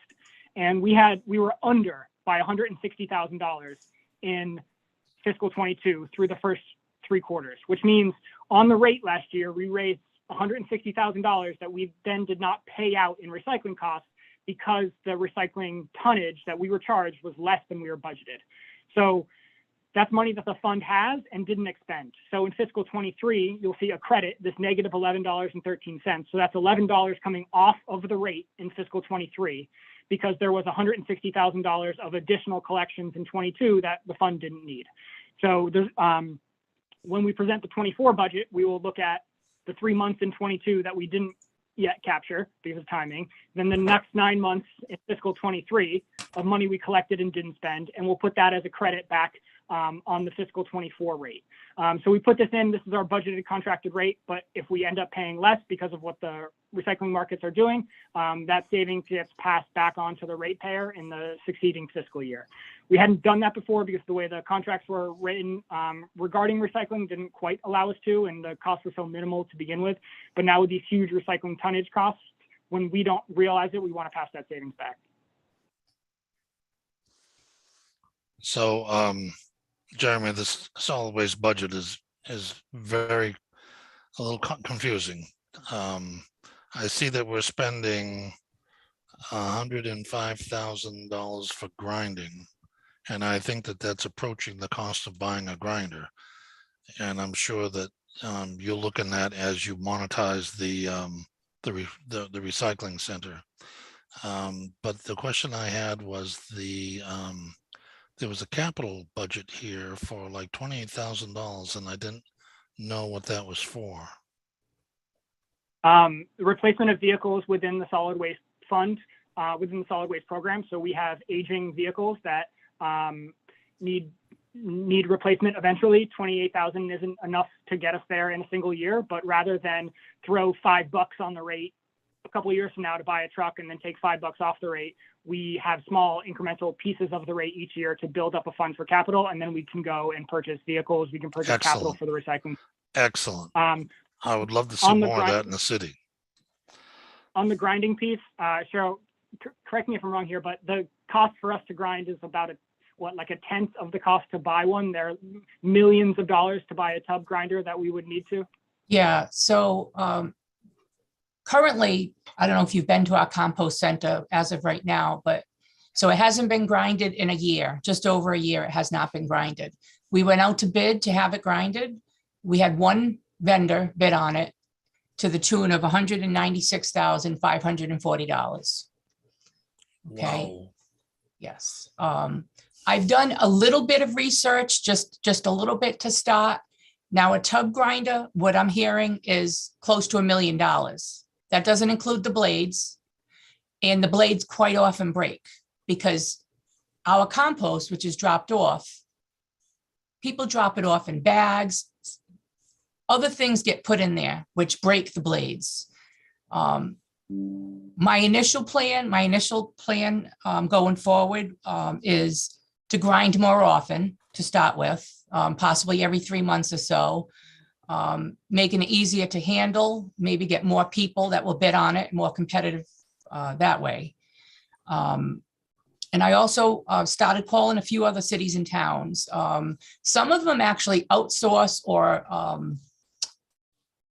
partner with a vendor. For instance, Taunton, I called Taunton, and it was Hyde Paving, I believe, that operates the compost in Taunton. There's some others that have some contractors that run it as well. So there are big costs involved with the machinery involved. Yeah, in the I'm shocked, composting. Cheryl. When I wrote that plan for Mayor Dumas, the tub grinder was $350,000. Now it's $1 million. $1 million. Unbelievable. And we had one vendor bid on it. Yeah, One vendor. that's been common for many, many years. Are there any other questions for our solid waste? Yes, Councilor Delacio, you have the floor. Thank you. Cheryl, question. Are you still getting a lot of calls? Was your office still getting a lot of calls about the blue toters? And No, really? I don't think I've had one since I've been here, and I've been here a month. You don't know what you're missing out on then, my friend. Good timing.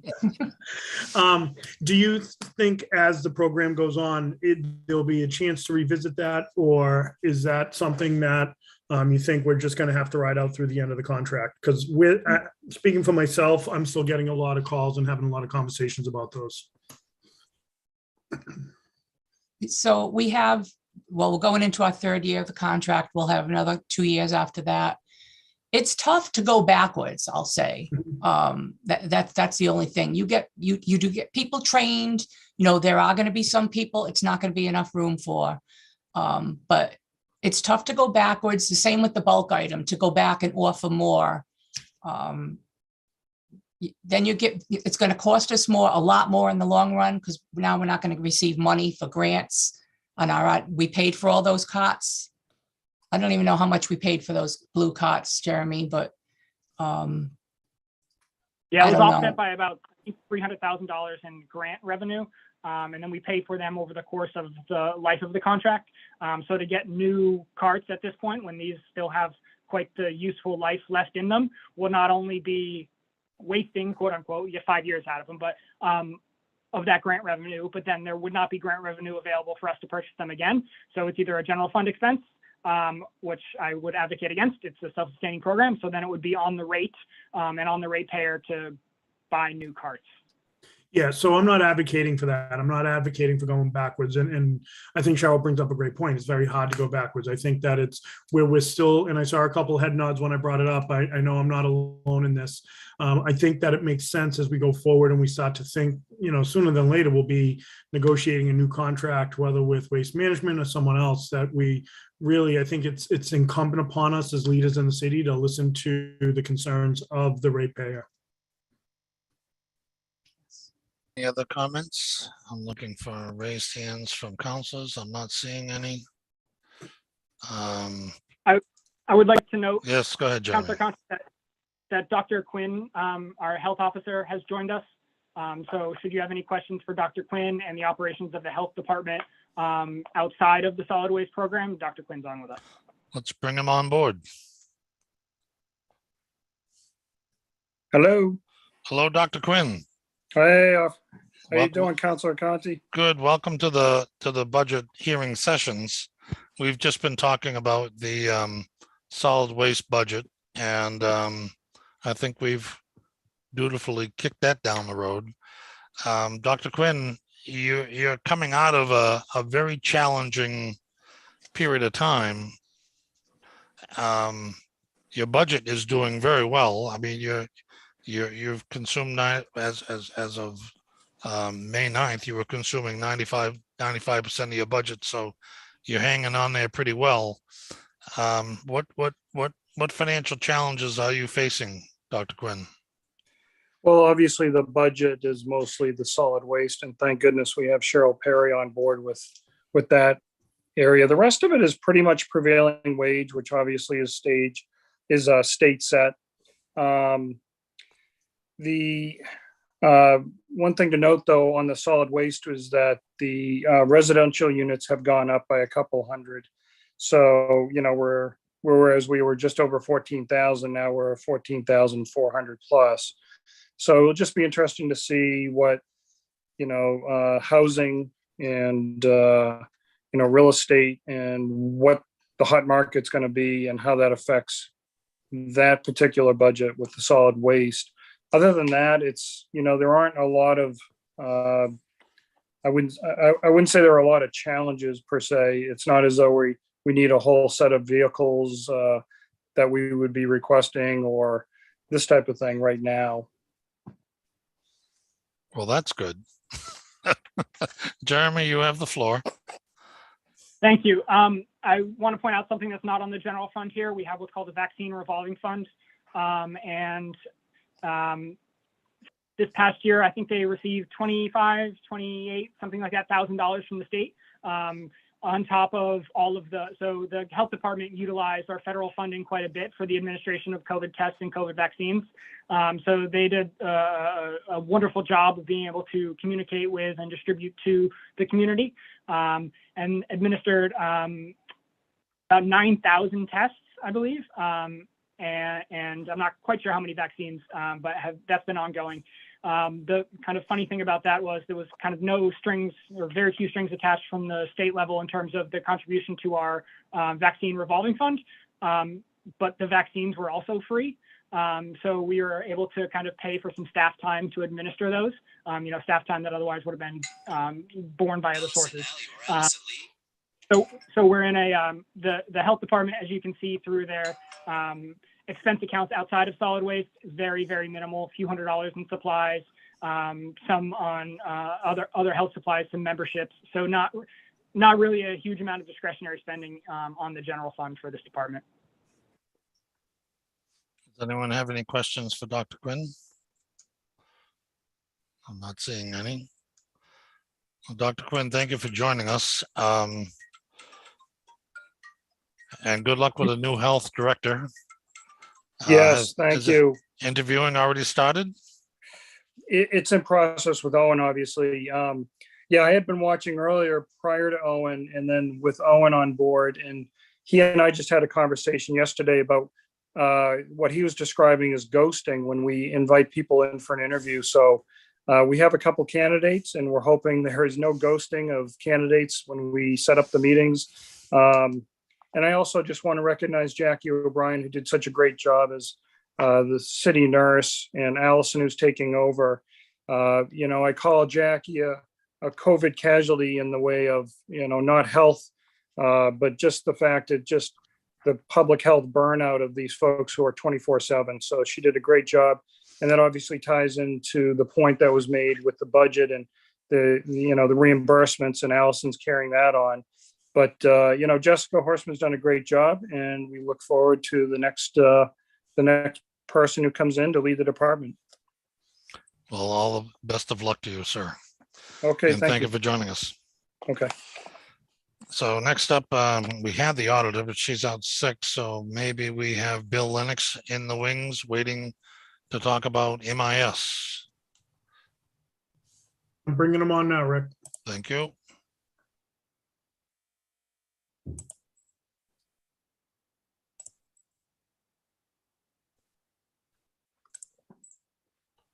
Good evening. Good evening. How are you? Nice to see you on Zoom. Good to see you. The technology director on Zoom. Bill, let me just quickly get to your expenses and budgets here, because we're let's see, MIS is well, I don't see you here. You must be under the mayor's budget. I'm under budget. Under budget admin. Budget admin. It's in Sorry, I said that 3 times on mute. So it's PDF page 32 or the page numbered 22 of the budget. Thank you for that. What I was thinking of, Jeremy, was the report on expenditures, the year-to-date budget.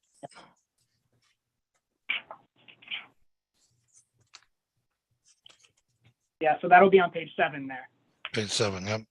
So on that one, Jeremy, the $229,000, Munis only gives us like 14 characters, and I can't see what that purchase of services, code number 524211, maintenance of something.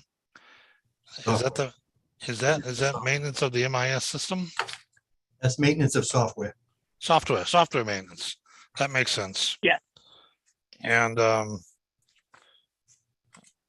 it looks like, So the largest, the largest expense in there is our Munis license, and then we have a couple other things with our permitting software that I talked about before. That's through there. Our C-Click fix, some Dell stuff, antivirus. So that's all through there. So that you can see in the budget, we see small increases year over year as these service contracts, either we add service to them or just the base service gets more expensive. So yeah, that's where we're at with 246 this year. And Jeremy, this year you're upgrading Munis to the new edition, or is that not in the plans for this year? 2023. 2023. That's going to be new and exciting. You're going to go from basically a DOS system into a graphical user interface. No, negative. We're already in a GUI interface. This is just a major upgrade. Good. The DOS to GUI back in 2007. I'm scrolling here to find my fellow councilor Cobus because he's IT and I'm right here. infrastructure. My guess is that if anyone has any questions for Mr. Lennox, it must be you. It was just tied to in the objectives. I didn't. You already covered it. I didn't see the big Munis upgrade. Also, with everybody looking to bring their licensing online, whether it's the clerk's office or the health office, I would expect all of that's impacting you, and things look fairly level funded. So I wasn't sure your thoughts on that, like level funding for you while taking on so much this year, this fiscal year, between units and all of these licensing software things, as well as all the ARPA work. Yeah, so I think you're taking on quite a lot this year, more so than previous years. Is that accurate? no, last year I think we took on more than we did this year. Just Okay. with the purchasing last year and the year before.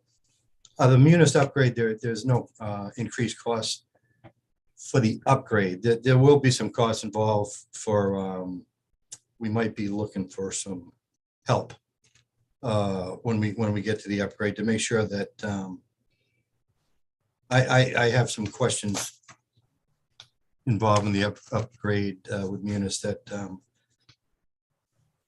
I really can't get into here because I'd be here all night talking about it.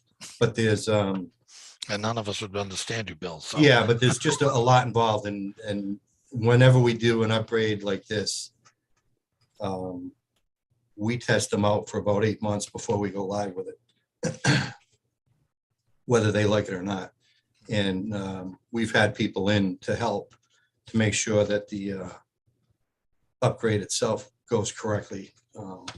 So we might be looking to request funding for that next fiscal year, not this fiscal year. Wonderful.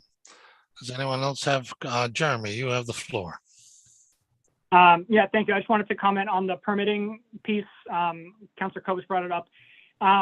So we have a current software suite for building inspection. We're looking to add on a bunch of modules, competitively procure the ability to do that. So right now we have a proposal. We haven't picked which modules we want, which have an ongoing cost. Then there's an implementation fee, which is bigger than the ongoing cost. So the implementation fee, even if we knew what it was we were going to do, probably wouldn't be here in the budget. We would probably ask for a free cash appropriation, and it's one of the more truest senses of a one-time cost. It's an implementation fee. Whereas once we know the suite of services we want, we will build those yearly costs into the budget. But the process involves so many department heads and so much, analysis on, do we want to pay X amount of dollars for this license when we only bring in, 1.5X of revenue the entire year for that? Probably not. So we're in that process right now. So that's why the additional money for this permitting software isn't in here, just because we don't quite know the scope of it yet. I understand that the permitting software makes it more convenient for the contractors to obtain permits from the city and makes the city more user-friendly. Is there any opportunity that the new permitting software would deliver some efficiencies in personnel inside the inspection services department?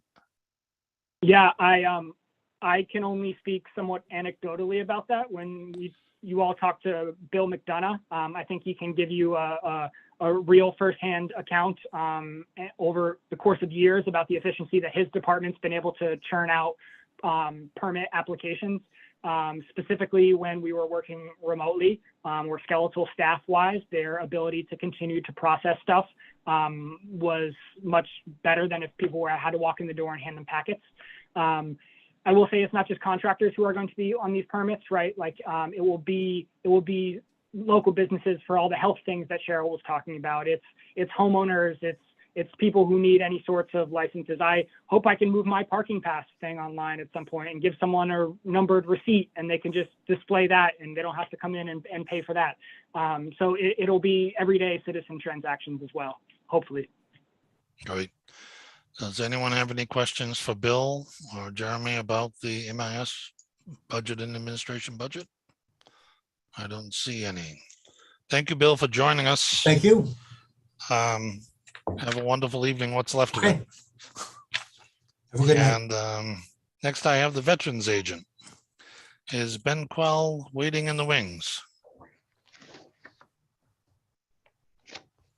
I think he's been planting flags just about all afternoon. I'm bringing him in now, Counselor.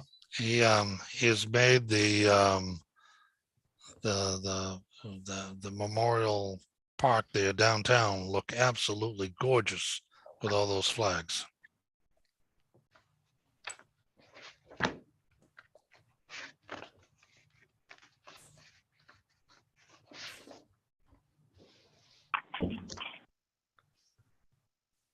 There he is. Ben, are you with us?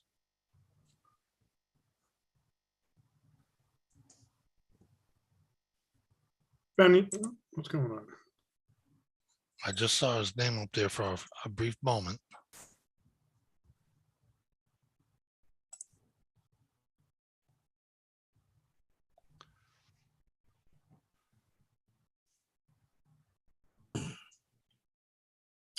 There he is. He's connecting the audio. Ben, can you hear me, Ben? You might be muted.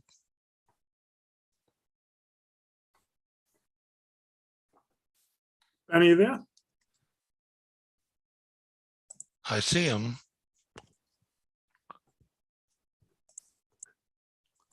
Ben, can you hear us?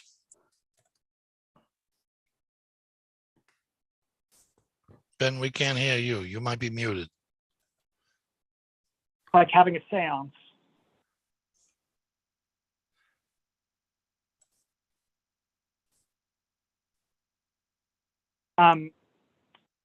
I can go through some highlights of Ben's budget while he figures that out. Okay, let me turn to the proper page here. Hold on. Veterans are on page 90 in the budget book.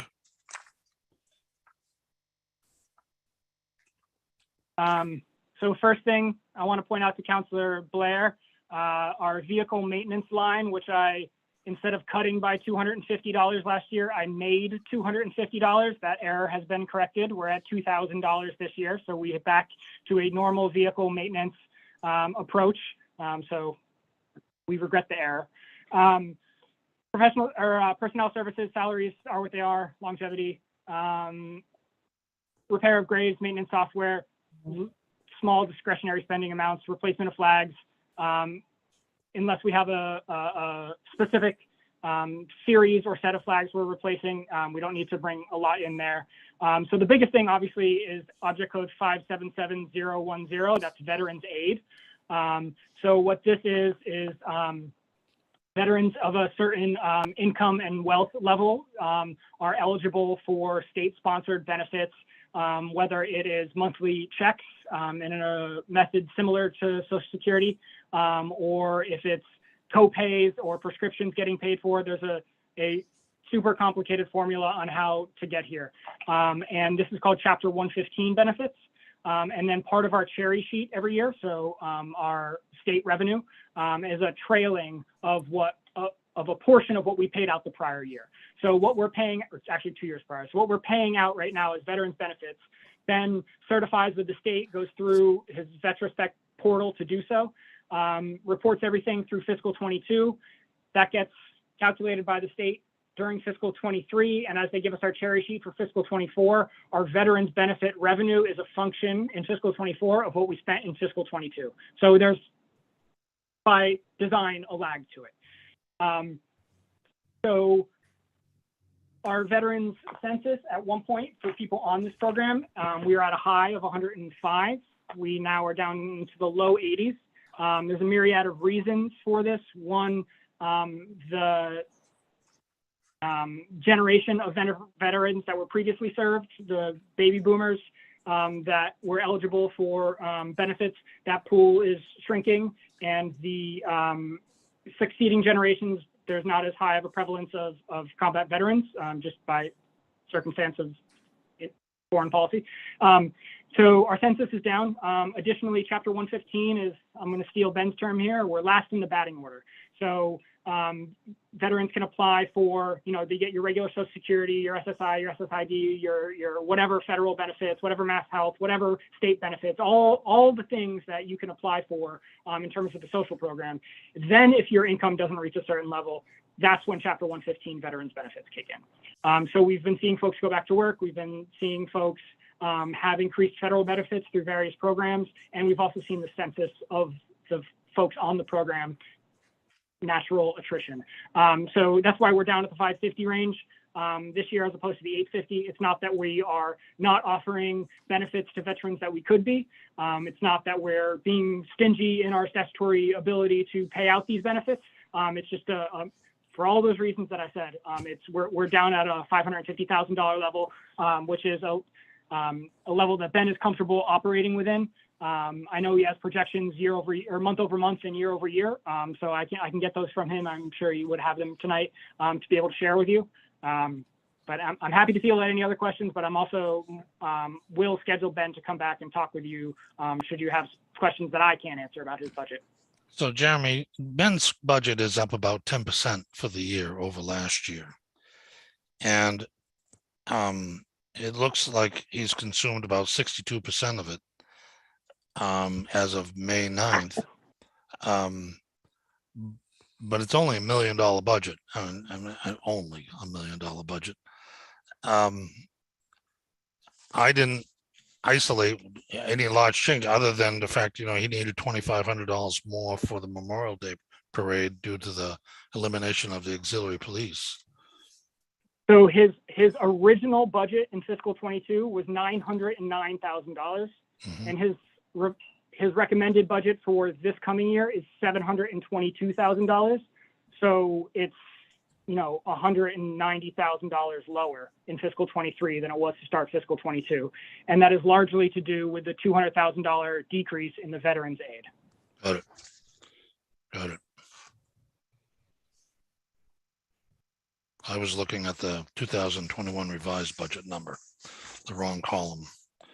Does anyone have any questions regarding veteran services? I'm looking for hands and I don't, there we go. And Councilor Kobus, you have the floor. I don't, the budget's pretty straightforward. I just wanted to point out for the proposed changes or the changes for the current budget year mentions the additional $250, which includes a new Space Force flag. So I thought that was interesting to note. Can't wait to see it. I think there might be more flags. There are people in the service, but yes, we got a flag for it. Any other questions for our veterans agent? Seeing none, I believe that brings us to a close. The only other thing left was our municipal budget. We've got $5,000 budgeted in there, Jeremy, for a financial advisor, and we don't have a financial advisor. So, that could easily go away, or it could be transferred for some other purposes. Or it could be used for council development, perhaps with the MMA, or that's probably a discussion the council should have among themselves about their own little budget. But Councilor Delicio, I'll give you the floor. And maybe I'm wrong and off base, but doesn't that stipend go to Deb for acting as the, I know there was talk about it at one point about. It should. Go to Deb for her role as the advisor. Yeah, it should. We bug her enough, you and me. Yeah. So I'm not Yeah, willing. I'm not willing to cut that. Yeah, it hasn't been spent in, I'm about to tell you how long. But I believe the intent was for an outside financial advisor. And I believe you did have one at one point. But I'm not sure. 2015 was the last time you spent it, fiscal 2015. So I'd have to read the ordinance. Perhaps Deb is entitled to or qualified for. Yeah, it was Castro and Oliviera. So that's, yeah, again, that's a conversation you should have either amongst yourselves with your city auditor, our city auditor. But it's a amount that is in the ordinance. So we keep it in there every year. I would, it's $5,000 that just continually falls through to free cash every year. Any other comments, questions? Conclusions? I don't see any hands. Jeremy, thank you for your time tonight. We'll reconvene tomorrow night at 5 o'clock, starting with the police department. And we've given them a half an hour, and we'll probably need every minute of that. Councilor Kobus, you have a question or comment?